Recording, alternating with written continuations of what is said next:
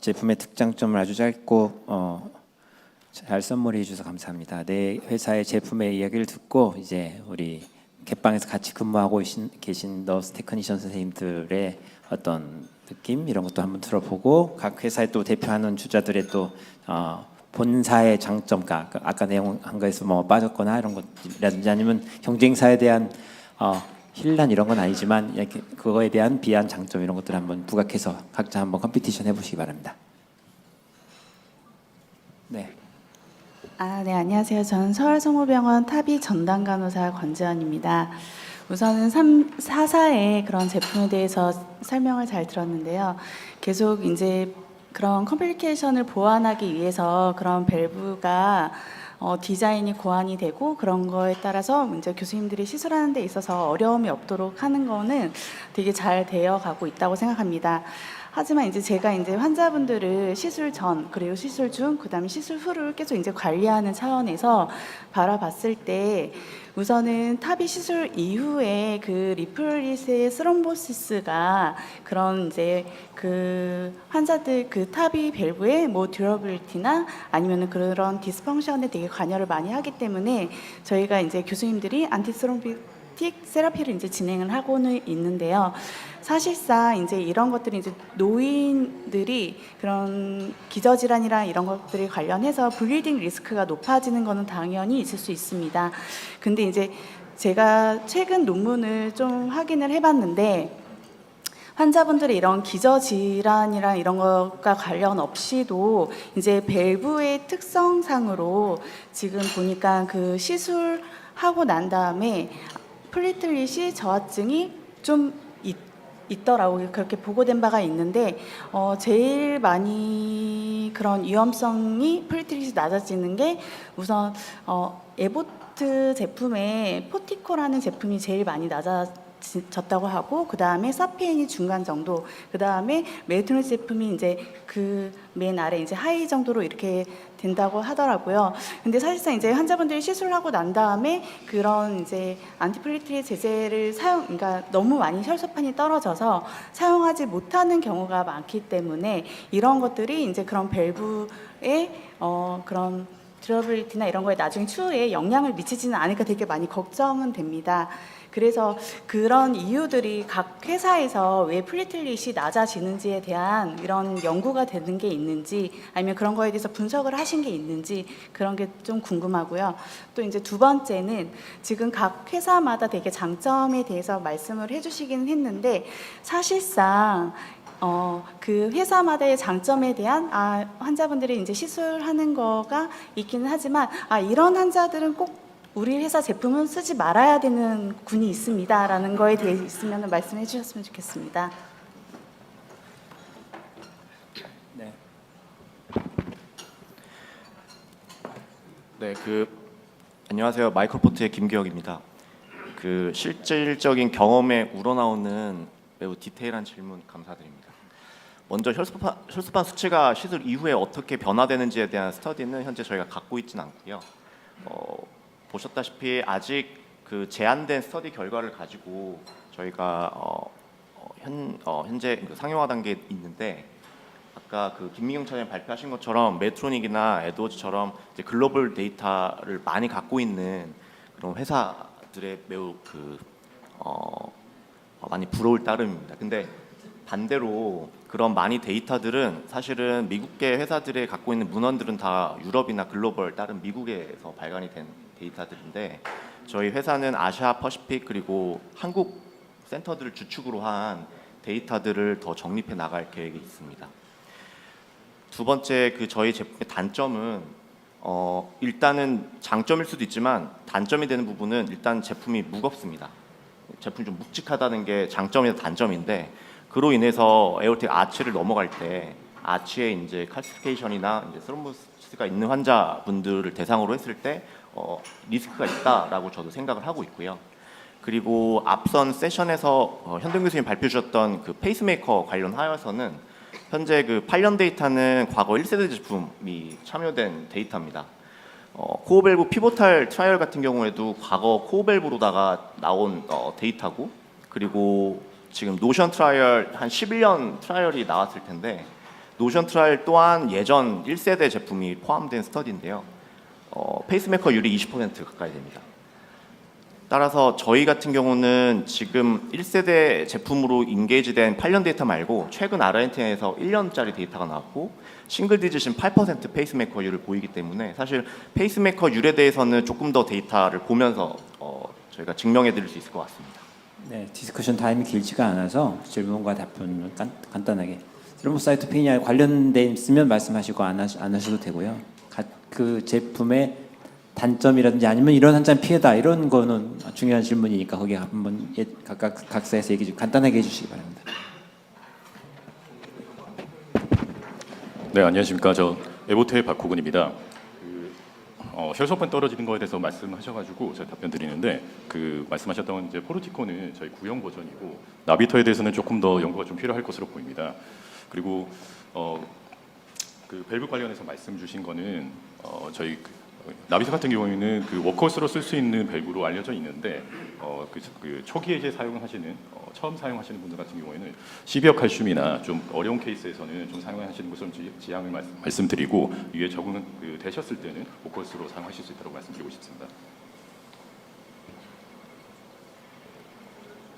네, 메드트로닉의 서상욱입니다. 먼저 그 좋은 고견 다들 말씀해 주셔서 감사드리고 혈소판 관련된 그 부분에 있어서는 저희도 정식적으로 제가 알려진 바의 스터디는 없지만 관련된 스터디가 있으면 좋겠다라고 생각하고 있습니다. 그리고 저희 슈프라이듈라 밸브 디자인이기 때문에 그런 혈소판 수치가 관련해서는 좀 장점을 가질 수 있다고 생각을 하고 두 번째 질문 답변 드리고자 합니다.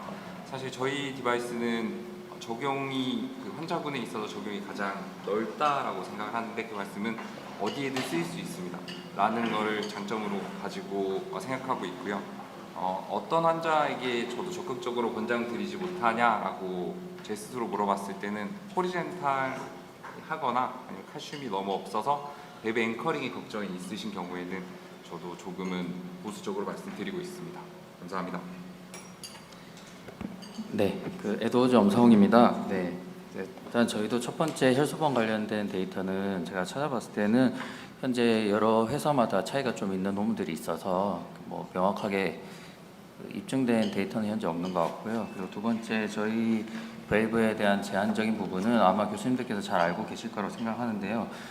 저희 뭐 럽처 리스크에 대한 부분에서 대부분 이제 셀프를 많이 사용하시는 걸로 알고 계십니다. 하지만 최근 같은 경우에는 이제 어제 뭐 세션에서 나왔지만 랜딩하는 실제 LVOT 쪽에 오버사이징을 더블 체크하시면서 이제 럽처 리스크를 줄이는 그러한 또 하나의 옵션도 있으시기 때문에 이런 부분에서 점점 더 확대가 되고 있다고 생각을 하고 있고요. 실제적으로 인디케이션 확대 부분은 저희가 마이트럴 밸브 밸브나 얼터너티브 액세스까지 대부분의 부분 그리고 호리존탈 에어타까지 커버를 하고 있기 때문에 대부분의 인디케이션에서 저희는 커버를 할 수 있는 부분이라고 말씀드리겠습니다. 감사합니다.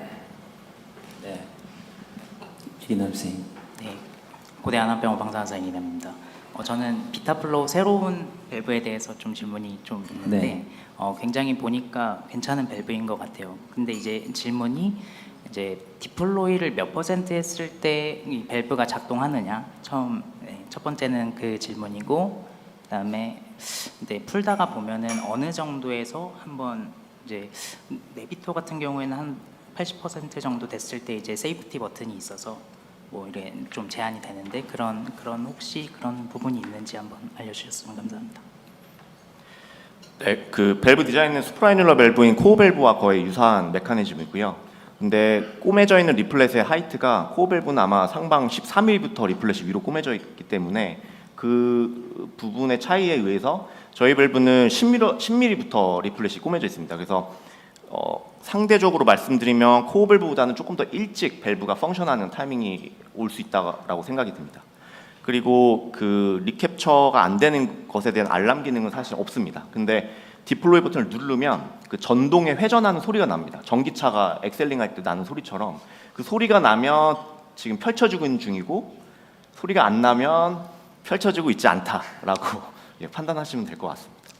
감사합니다. 비타플로우 써보진 않았는데 모토라이즈된 게 도움이 될지는 사실 잘 모르겠어요. 도움이 될 건지 개념 뭐 감이 잘 안 오는데 다만 이제 레이디얼 포스가 위쪽과 아래쪽이 다른 거는 항상 이제 위쪽에 붙잡고 있는 것들이 코엑슬리티 떨어지기 때문에 위쪽에 레이디얼 포스가 약하면 코엑슬리티의 장점은 확실히 있을 것 같습니다. 다만 이제 아래쪽에가 레이디얼 포스가 강해서 AR에 심지어 쓸 수 있도록 만들어놨잖아요. 그러면 사실 기존적으로 당연히 페이스메이커 임플란트 리스크가 높아질 것 같거든요. 그래서 아마 이전 버전과 버전이 달라졌다고 다르지 않을까 얘기하셨는데 이전 버전과 레이디얼 스트렝스는 달라진 게 있나요? 1세대 제품은 이제 리캡처 기능이 안 되는 버전이고요. 지금 버전은 리캡처 기능이 들어간 버전인데 말씀 주신 것처럼 페이스메이커를 야기하는 기전이 두 가지라고 생각을 합니다. 뎁스와 레이디얼 포스인데 일단은 뎁스를 저희가 쉘러하게 가져갈 수 있게 디플로이가 굉장히 안정적이기 때문에 뎁스를 제로 뎁스까지로 타겟팅해서 넣는다고 하면 그 뎁스에 의한 페이스메이커율은 낮출 수 있다고 생각합니다. 네, 또 다른 질문 없어요. 아까 세피엔 쪽에서 얘기하시기로 두 가지 얘기하신 게 중점입니다. 하나는 히모다이내믹스 의미 없다. 클리커 아웃이 중요하다는 얘기하시고 하나는 온라인 필요 없다 얘기하셨거든요. 아마 에볼루트에서 반박을 좀 해주셔야 될 것 같은데 반박을 해주시죠. 헤모다이내믹스와 온라인 모드 중요하다. 네, 좋은 말씀 감사합니다. 저도 말씀드리고 싶었던 부분인데 어떻게 보면 헤모다이나믹은 듀러빌리티랑 가장 직관적으로 연관이 되어 있다고 생각을 하고요. EOA 또한 저희가 BVD에 관련된 이슈가 롱텀으로 봐야 된다고 저는 생각합니다. 지금 가장 큰 요소는 밸브 듀러빌리티는 10년이 보장돼야 된다라고 아까 오전에 많은 교수님들께서 말씀 주셨는데 그거를 명확하게 말씀드릴 수 있는 게 저는 EOA랑 헤모다이나믹이라고 생각을 하고 스마트 트라이얼도 5년 데이터가 나오면 좀 더 좋은 소식을 전해드릴 수 있지 않을까라고 생각을 하고 있습니다. 감사합니다. 궁금한 게 볼론 익스펜더블 밸브가 처음 나오고 그다음에 대부분 다 셀프 익스펜더블로 나오고 있는데 그 회사에서 셀프 익스펜더블 만드는 게 더 편해서 그렇게 되는 건가요? 이게 셀프 익스펜더블은 디자인이 되게 여러 가지가 나오는데 볼론 익스펜더블은 한 가지밖에 없잖아요. 제가 듣기로는 그냥 페이턴시와 관련된 문제라고 들었었는데 볼론 익스펜더블에 대한 페이턴시 때문에 페이턴트 때문에 아마 늦어졌다 그런가요? 근데 이번에 뉴욕 밸브 가보니까 에보트에서도 발론 익스펜더블이 준비가 되고 있더라고요. 그래서 발론 익스펜더블로 가는 이유가 있지 않을까 생각을 하고 있고요. 네. 그러니까 아마 특허 문제 때문에 거의 좀 간단한 구조에 특허가 걸려 있다는 것 같습니다. 이 히모다이나믹스가 사실 정말 클리니컬 아웃컴에 영향을 줄 거냐 여러 팩터가 사실 아웃컴에 다 총합이 결정되기 때문에 히모다이나믹스만으로 중요할지는 아마 스마트는 말씀하신 대로 롱텀 데이터를 봐야 될 것 같고요.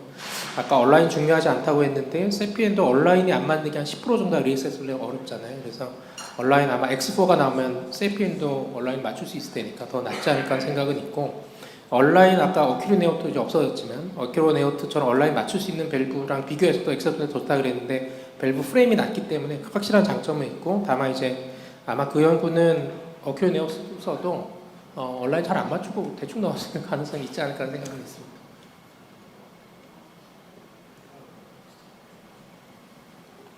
또 질문 있으신가요? 나비토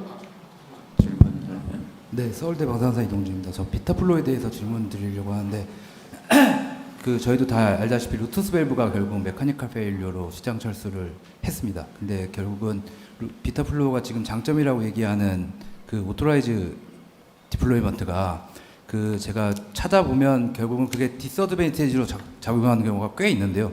캡슐을 몸에 두고 나온다는 경우가 꽤 있습니다. 그래서 캡슐이 몸에 두고 나오는 경우에는 결국은 오픈하트를 해야 된다라는 얘기를 제가 구글에서 본 것 같아서 그런 부분과 두 번째는 밸브의 탑이 생각보다 아까 라이브 할 때 봤는데 아웃도 쪽으로 말려 있어서 결국은 코로나리 EXPD의 장점이 있다고 하지만 어센딩 아치의 그레이트 아나 커버처 쪽에서 코로나리 쪽으로 가는 카테터 방향에 많은 제한점이 있을 것 같거든요. 그래서 굳이 그렇게 탑을 말아 놓으신 디자인한 이유가 있는지 좀 궁금합니다.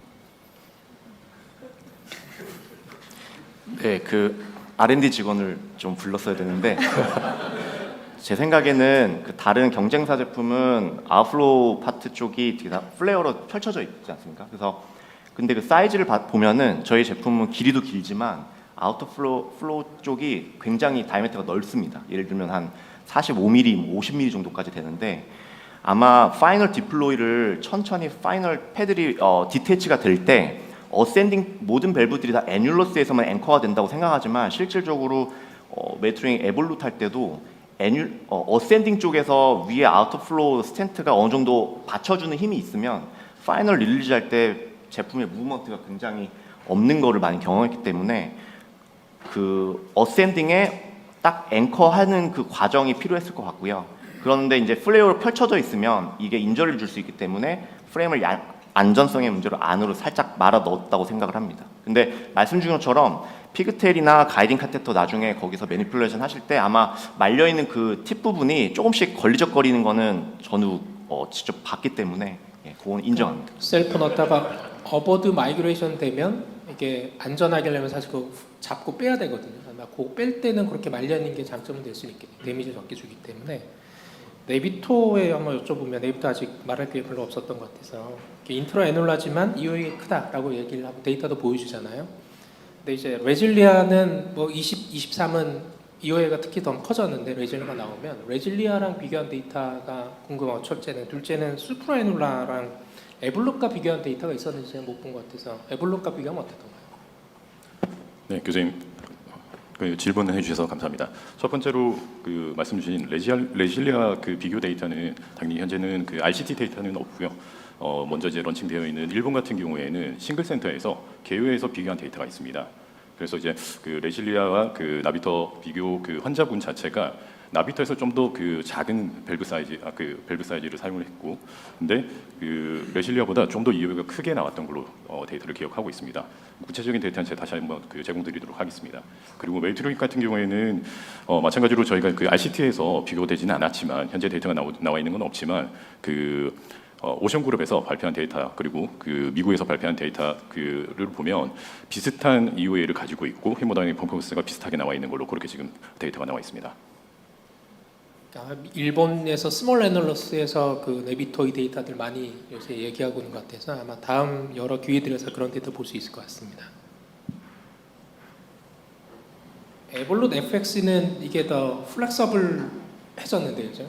근데 그것 때문에 코엑스가 더 좋은 건가요? 아니면 플렉서블 레이어가 있어도 사실 이전 버전과 비교하면 더 뻣뻣하거든요. 만져보면 아까 푸셔빌리티 얘기했던 것처럼 스파인 하나에서 각도는 여러 각도로 클 수 있지만 더 뻣뻣한데 이게 코엑스 레이팅이 좋게 된 거는 좀 더 플렉서블해서 그런 건지 어떤 이유 때문인가요? 네.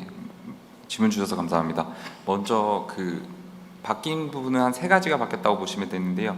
빳빳해진 거는 푸셔빌리티를 위해서 변경되었다고 보시면 될 것 같고요. 코엑시얼리티를 맞추는 건 스파인이 하나로 바뀌었기 때문에 셀프 익스펜딩 제품들은 기본적으로 풀리면서 레서 커버처로 붙는 경향이 있습니다. 그게 싱글 스파인으로 되면서 많이 완화되어서 코엑시얼리티가 좋아졌다라고 말씀드리고 싶습니다, 교수님. 그래서 코엑시얼리티가 좋아지면서 이제 필 때 점핑인 되는 게 훨씬 덜해지는 거죠? 네네, 그 이분하게 펴진다라고 말씀드릴 수 있겠습니다, 교수님. 감사합니다. 네, 발표 잘 들었습니다. 원론적인 질문 하나만 드리겠습니다. 이 환자에서는 우리 걸 써야 한다라는 케이스가 혹시 있을까요? 네, 이게 사실 대답하기 어려운 질문일 것 같은데 이게 마지막 질문으로 하고요. 사실은 다비 케이스의 한 80 내지 90%는 네 밸브 다 써도 됩니다. 근데 그잖아요. 이제 사실 이 환자인 경우에는 우리 거는 좀 맞지 않는다라는 사실은 그런 것이 좀 더 맞긴데 이 환자는 꼭 우리 걸 써야 된다라고 딱 하나씩만 인디케이션 말씀하시고 끝내드리겠습니다. 나는 한 가지 내지 두 가지 내 각각 한번 말씀드립니다. 에올텍 아치에 칼슘이 없으면 다 저는 써도 되는데 한 가지 꼽으라고 하면 중국 환자의 40%가 바이커스피드입니다. 그래서 그 내수 시장에서 개발된 제품이기 때문에 바이커스피드에 대해서는 1인자가 될 수 있지 않을까 싶습니다. 그런 식으로 대답해 주시면 됩니다. 에보트는 어떻습니까? 나비터는 뭡니까? 네, 나비토도 말씀드린 것처럼 오커스로 쓸 수 있는 밸브긴 하지만 가장 큰 장점은 딜리버러블리티인 것 같습니다. 그 저희 플렉서블한 시스템을 가지고 있기 때문에 딜리버리비티가 필요한 환자분들한테는 나비타가 가장 우수하다고 말씀드리고 싶습니다. 에어토 일리학이 가늘거나 툴큐어스트가 있는 경우. 자, 메트로닌 어떻습니까?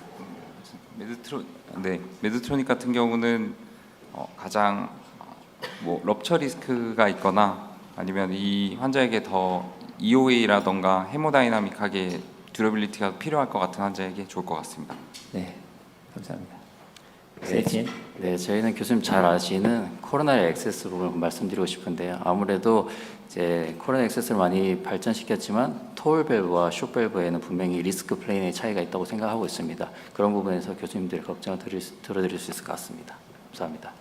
네, 오늘 뭐 팩토리 컴피티션 세션이었는데 사실은 뭐 저희들한테도 많은 도움이 됐고 특히 이제 각사의 디바이스의 장단점 그리고 새로운 디바이스를 흥미롭게 들을 수 있는 좋은 세션이었던 것 같습니다. 참석해 주시고 발표해 주신 모든 분들께 감사드립니다. 여기서 마치도록 하겠습니다. 감사합니다.